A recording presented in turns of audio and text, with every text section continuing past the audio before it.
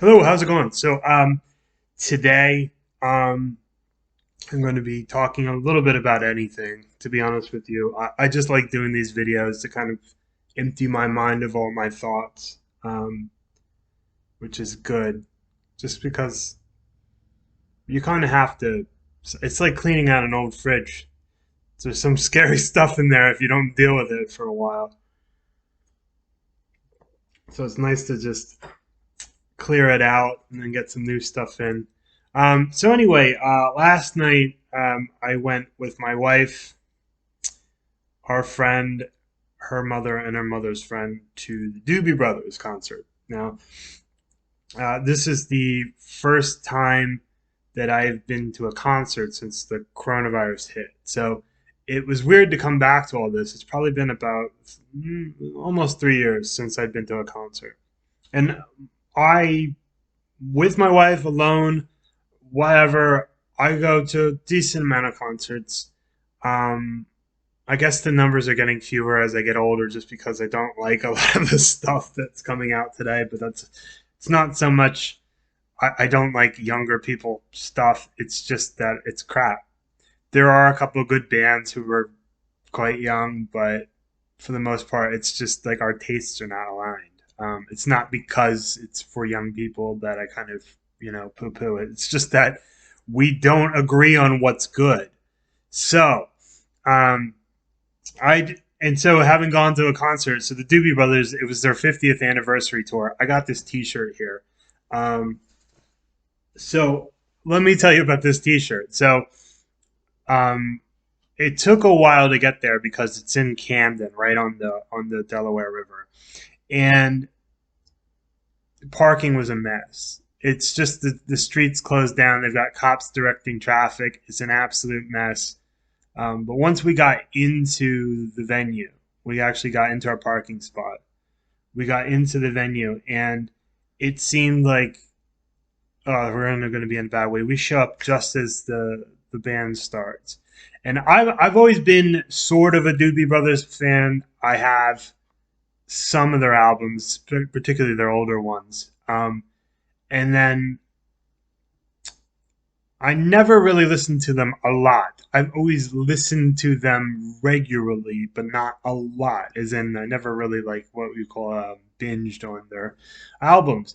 But for some reason now, I have this account with this site called Rate My Music, Rate Your Music. I think it's Rate Your Music, and it's basically just a giant catalog of all the music in the world, and it just allows you to keep track of things you like. It makes suggestions on based on things that you like, um, and you can discover new music, or you can kind of be reminded about new music. You can, if you have similar tastes to somebody else on that site, you can follow along what they think of things.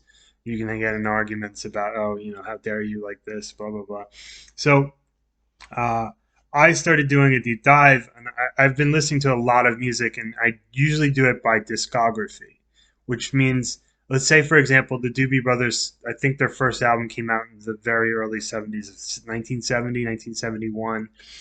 And usually first albums are, just getting your name out there, just kind of finding your chops as a band. And then when you get into the second, third, usually like there's a sophomore slump, but the third album, you're really hitting your stride. It really depends on the band.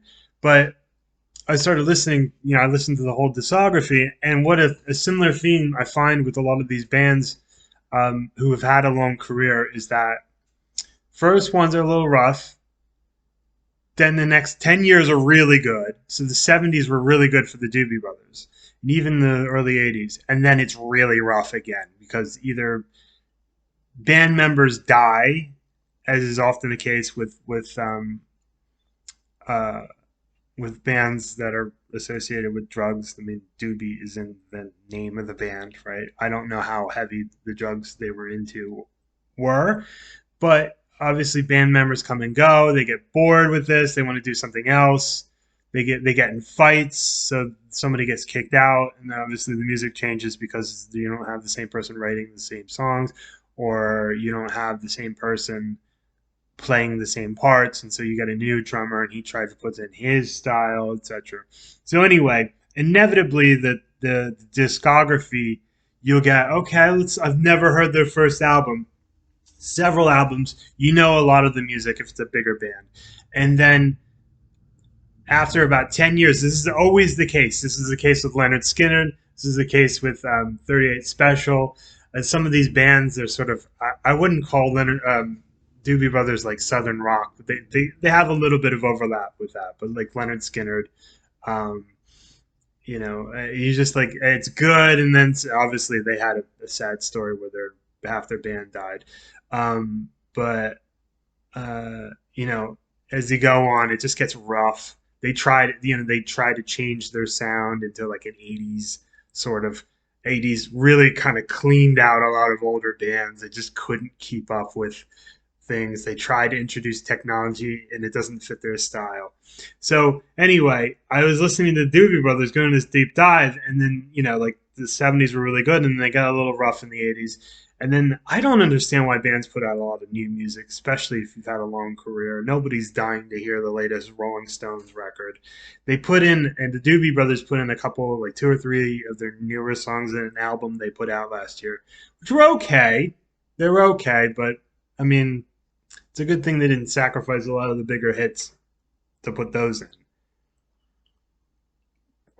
I think most people who bought the Doobie Brothers album had all the Doobie Brothers. I think they're called completists, where they want to have the complete collection, so they have to buy some of the lesser thought of albums. So anyway, so we got to there, and I'm excited because I'd been listening to the Doobie Brothers lately. I'm like, oh wow, yeah, yeah. I hope they play this one, and it's just like they're minor things the songs that don't get played on the radio. Um, that are really good. And so, it was a really good concert.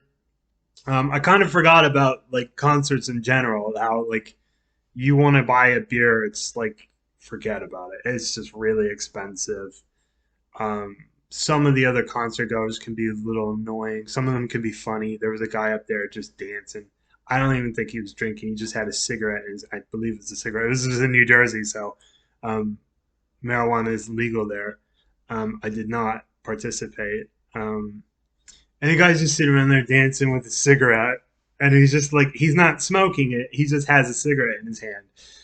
It's very strange to watch. It's kind of distracting, and in kind of a fun way, he's competing with the Doobie Brothers for my attention.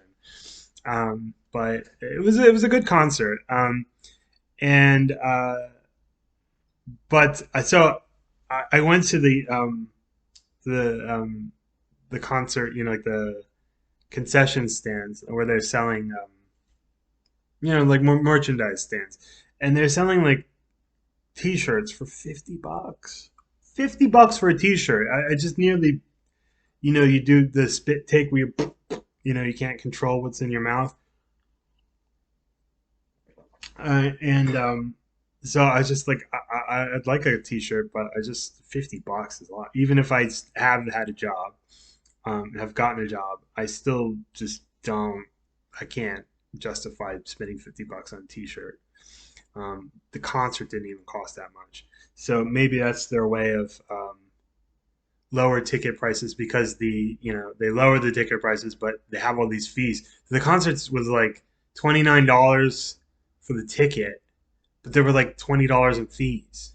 Like, hide it from me. I don't want. I just tell me $50 at the end, and I'll be happier than if I know that it's $30, but some promoter who probably deserves a good cut of that money, putting on the show, doing all the advertising, hiring, doing the whole thing. It's a lot to put on a concert, and I, I just want to be hidden from that. I don't want to. I don't want to know. I don't want to. I just want to just be ignorant about this. So anyway, I was like, $50 can't do it. So I remembered when we came in that there were a bunch of guys standing out in the parking lot selling concert T-shirts. So I put on, I was like, I just can't do it. Maybe I'll look at what they have. They had a black one, which I thought like that's more of a metal style thing. Like the Doobie Brothers, this is like sums up the Doobie Brothers is like um, a tie dye T-shirt, and I haven't worn a tie dye T-shirt since I was like 10. And that's when I actually dyed the t-shirt myself, which was a fun activity for a kid. Um, anyway, so I get out there and the guy's like 20 bucks. I was like, shit, I only have 18. So I was like, I don't have to. He's like, 20 bucks, 20 bucks. I was like, I only have 15. He's like, 15. Obviously it didn't cost him 20 bucks to sell this. He's not out there uh, just performing a charity for people, just passing on the love of Doobie Brothers T-shirt. And then he did it on the sly. He's like, I don't want other people knowing that that I just sold you 50. I was like, fine. I don't want to blow up your spot. And I feel a little bit bad because I'm wearing a knocked off Doobie Brothers T-shirt. Um, so, but on the other hand, 50 bucks. Come on, you're taking the piss. Like 50 bucks is just too much. I know that Mr. Doobie, Tom Johnston or Michael McDonald is not making these decisions. But on the other hand, like um, I just I just can't justify this stuff.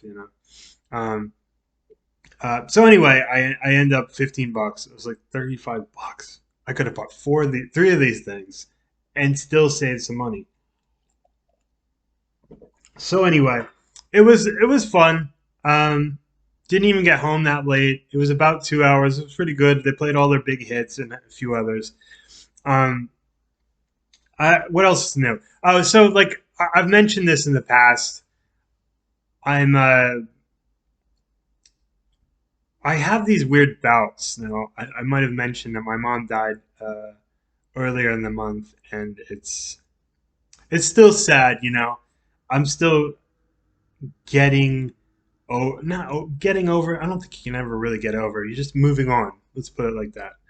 And it's I swear she's sending me little signals out there. I have just constant reminders of her. I mean, my mom and I wouldn't say we were super close, but we were close enough. And to spend, sorry, I'm not crying. I'm actually trying to swallow the tea. Um, um, so it was I just see little reminders of her everywhere. Like, oh, mom would have done this. Mom did this. And uh, these little things. And I think she's messing with me. I'm not a believer in ghosts, and I'm not a believer in angels and things like that. Not that I don't have any proof of it or against it, but it's just not something that plays a role in my life. But on the other hand, like I suppose when somebody that important in your life is gone, you think about her a lot, and it's just something on my mind. She's been in my dreams, and reminders of her are everywhere, and it's kind of fun, but it's also kind of creepy. Makes me sad. It makes me smile. It's kind of a mixture of emotions, and I am sad that she's gone, but I've sort of had been dealing with the fact that she was going to be gone. She would never return to somebody you could actually have a full-on conversation with. Um, so she was also a believer in this weird signals. She thought that she would get signs from her father, uh, not so much her mother. I don't know why. Maybe my grandmother just didn't want to deal with that. Um, Um, and so I don't know, like it's a bit, it's been weighing on my mind. I don't know why. It's just something, just little reminders of her everywhere. And on the other hand, like one thing that's a good distraction from, I'll show you how cheap this T-shirt is. I just put this on for this video, so I have not worn this thing, and already I have like blue paint on my finger right there just from rubbing myself. So I'm not going to be washing this with anything other than something black or very dark, because I have a feeling this thing is gonna bleed like a mother. Um, So one of the what I was going to say is that one of the things that has been uh, sort of, I don't know, like work. So I just started a job. This is like the end of the third week, and it's a bit of a roller coaster ride, to be honest with you. On one hand, it's work that I feel like intellectually I can understand, but it's just so much you have to take on. And the rhythm of it's very bizarre. I'm not used to something that's like, I'll be honest with you, one day is all go, absolutely brutal. You feel like you've been run through the ringer. And part of this is because I don't know what I'm doing half the time and have to get help from other people. And sometimes they just don't have time for me because they've got their own stuff to deal with.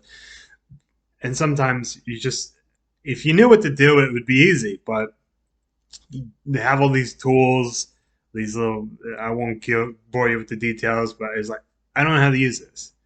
There's no documentation of telling you how to use it, and the documentation that there is pretty terrible.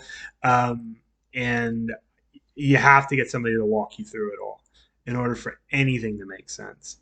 And for me, like that's frustrating because I am a self-starter, and if I can't do what I am, what's in my nature, it's really frustrating because I can't really, I don't like depending on other people. I know that your teammates are there to help you, but on the other hand, like I don't want to have to just rely on them so much because essentially they'd be doing my job.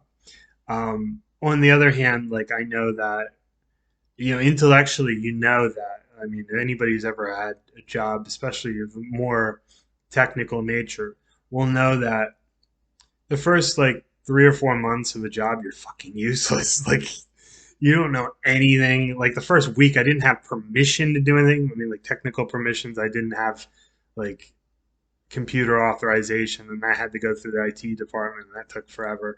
And then even when you get it, you don't know what to do with it. But I suppose you can't use it if you don't have permission to use it. So anyway, it's some days it is absolutely brutal. I'll tell you, like Tuesday was an absolute nightmare. I was just overwhelmed, exhausted, just totally spent emotionally, mentally. I just zoned out in front of the TV watching uh, the Stanley Cup final, which unfortunately is not that good.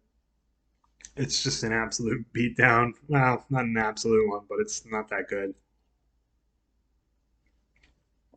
Anyway, and today I'm working from home, and there's not much to do. I mean, and I've gone through, and I was like, "Am I missing something?" And then asked somebody, I was like, "Am I on the right track? Because I don't see that I've got that much to do." And they say, "No, you're kind of ahead of things right now. I mean, next week, like a week and a half from now might be a different story, but right now, just appreciate the calm times." Maybe get ahead of some work. Right now, I'm taking a lunch, which is late, but I had a late breakfast. Anyway, so uh, I'm just trying to survive, man. Unfortunately, like most of life is just trying not to die, rather than really like living, soaring, being the best thing you can possibly be. I honestly like so much of it is just trying to survive. Um, but it's important. There's a reason why like the concert to me was tonight was important because I got to see a friend I hadn't seen since around Christmas. It's nice to get away from life. This was actually a birthday present from my wife. My birthday was almost 2 months ago, but um, this is what I wanted. So it's weird to get a birthday present like 2 months after the fact, but because it was a time a few years ago, my wife got me tickets to like most of these concerts are in the summer. Mine's like sort of mid spring, um, and so she got me tickets to Paul McCartney, which was amazing. Um, and it was just weird because like July birthday presents doesn't make sense, but like obviously she can't just snap her fingers, have Paul McCartney show up on her doorstep on my birthday in May, and just have him play whatever I want. I would have left off the new album, to be honest with you, Paul, but you know. Anyway, it's good to get this video out. Just get all these thoughts out of my head, and I'll just, you know, head on down the highway.